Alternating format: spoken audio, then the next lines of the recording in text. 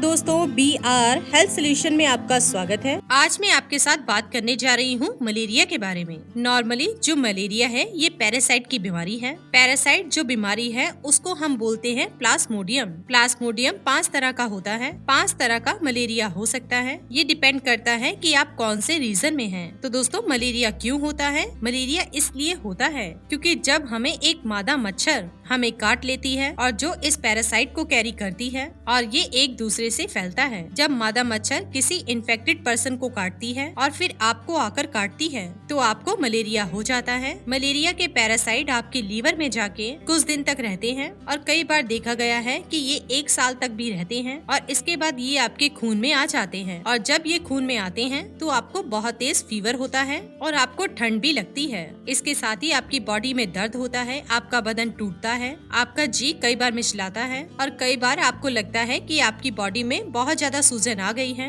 कई बार आपको बहुत ज्यादा अनकंफर्टेबल फील होता है और ये सब होने के बाद आपका बुखार चला जाता है। तो ये मलेरिया के लक्षण हैं और अगर आपको ये लक्षण होते हैं तो आपको अपने डॉक्टर के पास तुरंत जाकर सलाह लेनी चाहिए। आपके डॉक्टर एक ब्लड टेस्ट करवाएंगे जिसमें पता चलेगा कि आपको मलेरिया पैरासाइट है और डॉक्टर आपको कुछ सलाह भी देंगे, जैसे कि आपको खूब सारा पानी पीना है, पौष्टिक आहार लेने हैं और साथ में आपको दवाइयाँ भी देंगे। जैसा कि दोस्तों, ये मच्छरों द्वारा फैलने वाली बीमारी है तो इसके लिए हमें मच्छरों को पनपने से रोकना है। बारिश के मौसम में झाड़ियों के पास ना जाएं, पूरे कपड़े पहन कर रखें और बच्चों को भी पूरे कपड़े पहनाएं। हमें मच्छर विरोधी जेल भी अपनी बॉडी पर लगानी चाहिए। हम मच्छरदानियों का इस्तेमाल करें और कहीं पर भी पानी इकट्ठा ना होने दें और अगर पानी इकट्ठा हो भी रहा है तो उसको हम ढक कर रखें। हम अपने आसपास साफ सफाई रखें जिससे कि मच्छर ना पनपे। अक्सर देखा गया है कि अगर हम कहीं ट्रैवल करते हैं और वहाँ पर बहुत ज्यादा मच्छर है तो हम अपने डॉक्टर से सलाह करके कुछ ऐसी दवाइयाँ हैं जो हम ले सकते हैं, क्योंकि ऐसा देखा गया है कि जो दवाइयाँ इसका इलाज करती हैं वही उसको प्रिवेंट भी करती हैं। तो हम अपने डॉक्टर से सलाह मशवरा करके ये दवाइयाँ ले सकते हैं। तो बहुत ज्यादा जरूरी है कि आप ध्यान रखें। अगर आपको मलेरिया है तो आप डॉक्टर के पास रेगुलर जाएं, क्योंकि मलेरिया कई तरह से फैल सकता है। ना सिर्फ मादा मच्छर के काटने से मलेरिया फैलता है, कई बार जब आपको खून चढ़ता है उससे भी ये फैल सकता है।